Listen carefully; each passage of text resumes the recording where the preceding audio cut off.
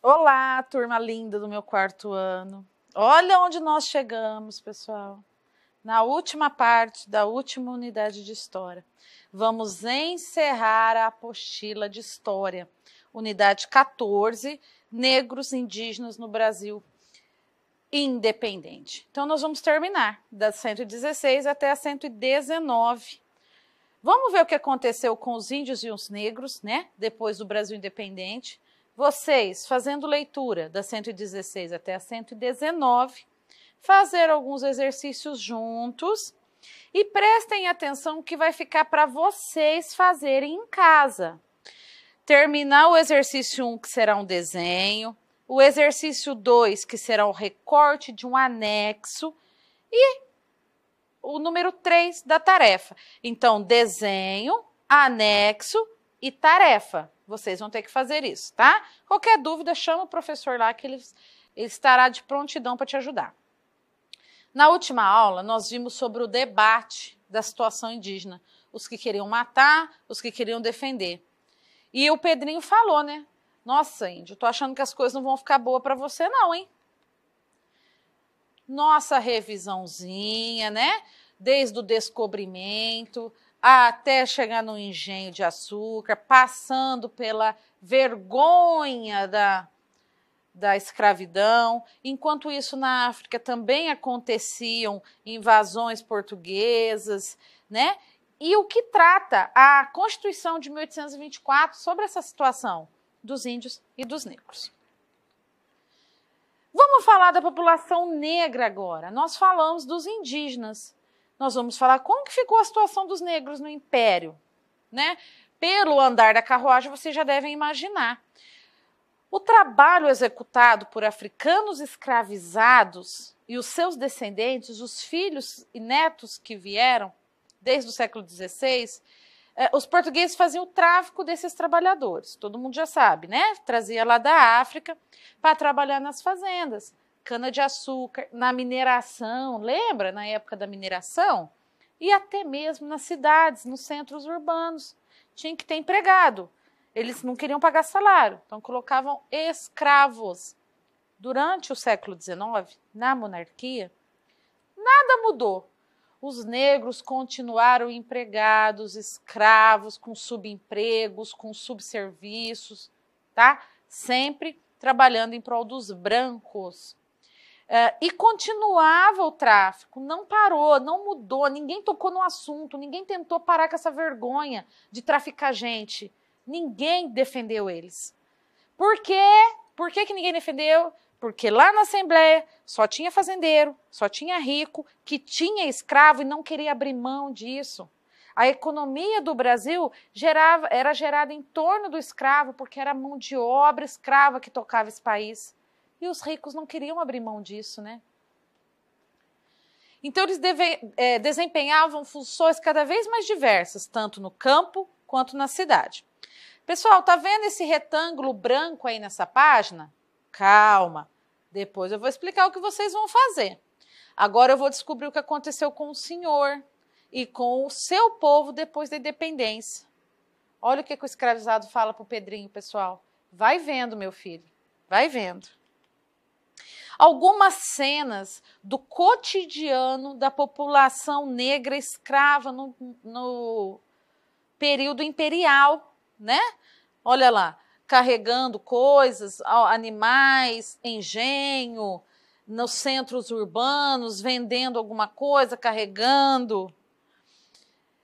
Continuando na mesma página, continua falando da população negra, mas olha lá, nas fazendas de café. Era o grande negócio do Império. Normalmente viviam mais de 1000 escravizados lá. A maioria trabalhava na terra e no gado. Os outros realizavam atividades como cozinhar, costurar, tomar conta de criança branca, levar água, né? Serviços domésticos. Então, gente, são duas situações. Os negros lá nos centros urbanos e os negros nas fazendas.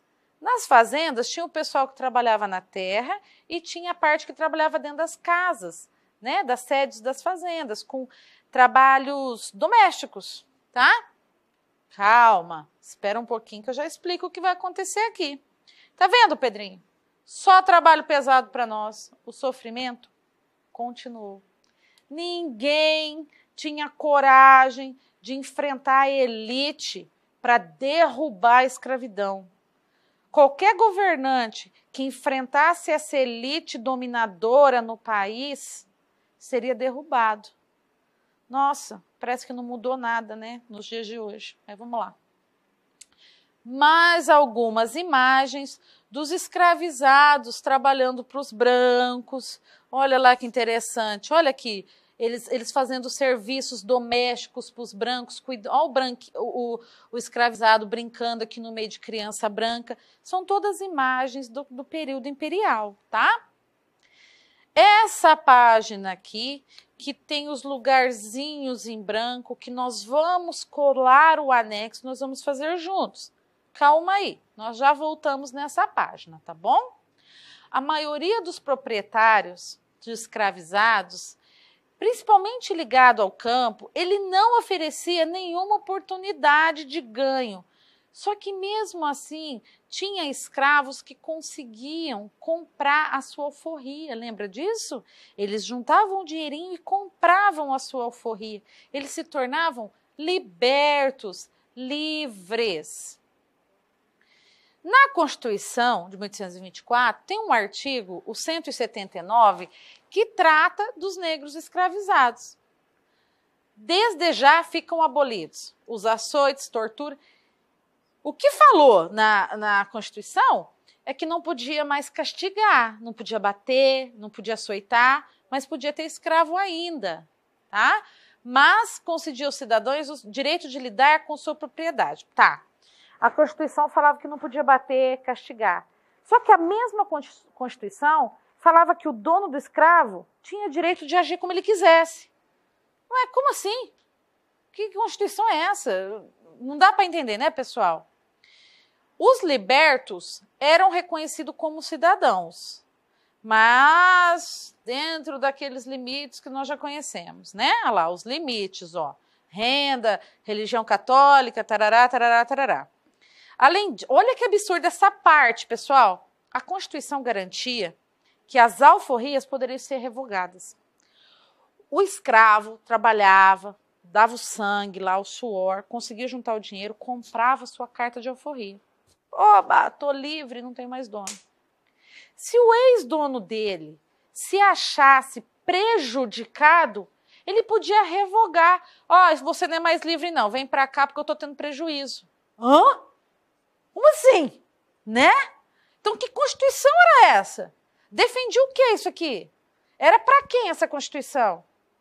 Né, gente? Por isso que se arrastou anos que o Brasil foi a última grande nação a acabar com a escravidão. Uma vergonha que a gente carrega aí, vai carregar para o resto da vida. Uma vergonha, porque ninguém enfrentava essa elite dominadora da época aqui, tá?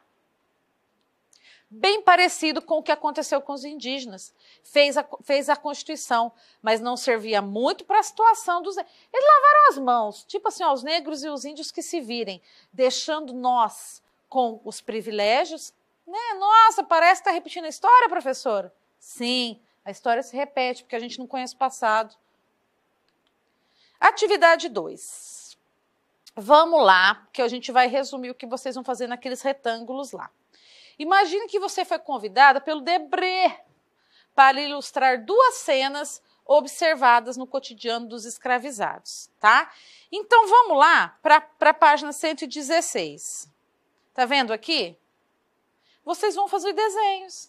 Nos dois retângulos em branco aqui, ó. Dá uma olhadinha, ó. Vendiam para os grandes proprietários das fazendas de canas-de-açúcar. Negros escravizados continuaram a ser trazidos para o país. Função cada vez mais diversificada, tanto no campo quanto na cidade. Vocês vão fazer desenhos do cotidiano da população negra no Brasil. Como que eles viviam? Tá vendo que nós fomos mostrando um monte de imagens? E o nosso coordenador, como sempre, né, mágico, ele deu um exemplo. Olha que beleza.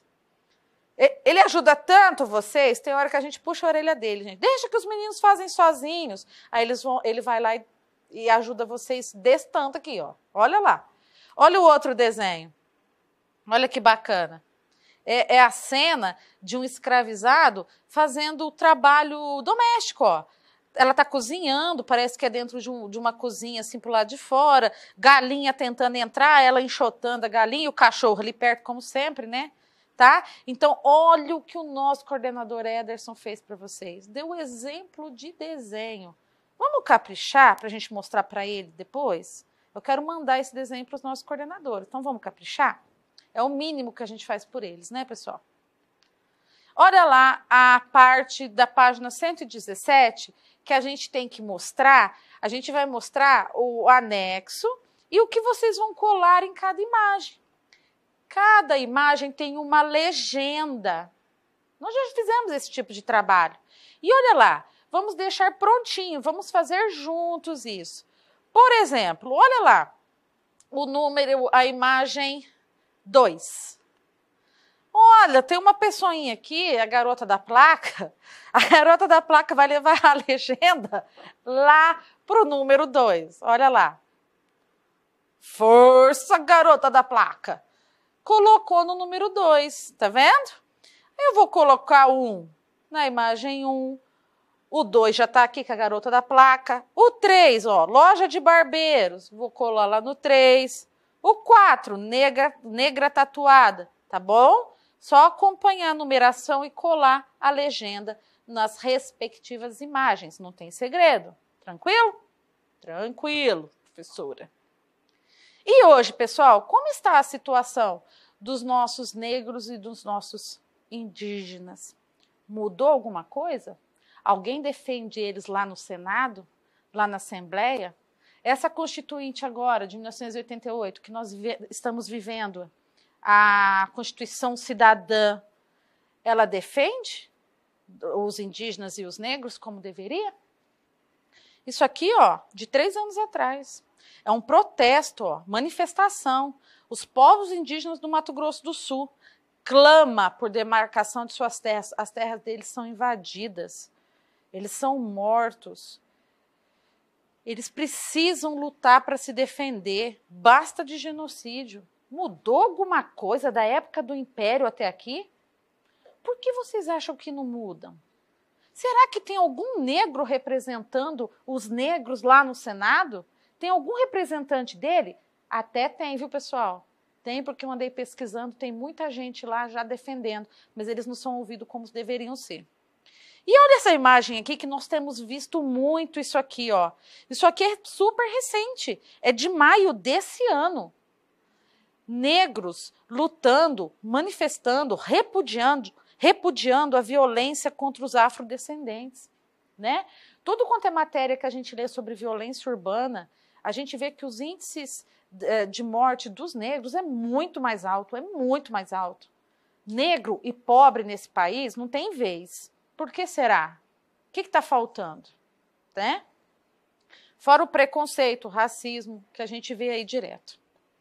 Olha a tarefa, gente. A tarefa está tão simplesinha, tão de boa. É os 2 desenhos que o nosso coordenador deixou praticamente pronto para vocês. Professora, tem que ser aquele desenho que ele fez? Não, ele só deu um exemplo, né? Os 2 desenhos, o recorte e a colagem do anexo, que nós também já deixamos pronto para vocês, que a garota da placa lá empurrou a legenda, né? Uma obra de arte também feita pelo nosso coordenador. E a tarefa número 3, da página 120, olha. Segundo o que você observou nesse capítulo, nesse módulo, que opinião prevalecia entre os brasileiros do século XIX sobre a escravidão e os castigos impostos aos escravizados? Ó, na verdade, esse 3, vocês vão dar opinião de vocês, ó, segundo o que você observou.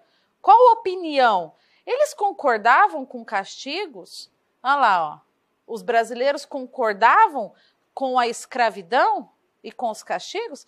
Vocês acham que a maioria da população ali, eles concordavam com a escravidão e com os castigos? O que vocês acham?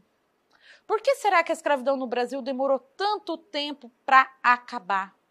Nenhum governante faz nada sem a aprovação e a e a proteção do povo, né, gente? Por que será que demorou tanto assim para acabar a escravidão? Olha que tarefinha fácil. Pessoal, a nossa aula se encerra por aqui. Com essa aula se encerra também as gravações do nosso famigerado ano de 2020, né?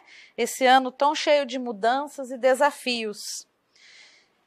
E como não podia deixar de ser, eu vou trazer as minhas amigas aqui para a gente fazer um encerramento. A dona Adriana Zoli e a dona Maria Cristina. Essa é a nossa equipe do 4º ano. Está faltando os nossos coordenadores, que eles ficam em off, e o nosso intérprete de Libras, né? O Rafael. Passaram outros por esse ano, foi uma adequação. Como todo esse ano foi uma adequação. E assim, como a Adri já falou em outras aulas, a Cris já falou em outras aulas, a gente aceitou o desafio, porque bem melhor do que ficar em casa reclamando da situação é participar de uma solução. Então, era a solução mais cabível que nós tínhamos dentro dessa situação e podem ter certeza que nós fizemos muito além do que estávamos preparados para fazer. Então, é uma vitória chegar até aqui, é uma vitória para vocês, aos pais, aos avós, aos tios, aos irmãos, que sem vocês a gente não conseguiria nada. E põe uma coisa na cabeça. Nós vencemos a Covid de algum jeito. Perdemos muito, muito, muito. Coisas que não voltam mais. Mas pelo menos nesse ponto nós conseguimos vencer. Nós conseguimos dar aula, gente. Atingimos todo mundo? Não. Que é o que mais dói em nós, professores. Porque nós não aceitamos deixar o aluno de fora. Mas a gente fez tudo que estava dentro do nosso alcance. Então, um grande abraço. Que o ano que vem cheio de novidades boas. E que a gente volte, porque a gente quer voltar, vocês também. Mas, se for o caso, vamos continuar com o máximo de empenho e melhorando cada vez mais, tá? Nos desculpe dos erros. Professores de português, quando eu falo alguma coisa errada, me perdoe, é no calor da emoção. E muito obrigada. E a nossa coordenadora está pulando aqui na frente. Muito obrigada, um grande abraço. Beijo, amamos você. Foi por vocês e para vocês, sempre. Fiquem com Deus.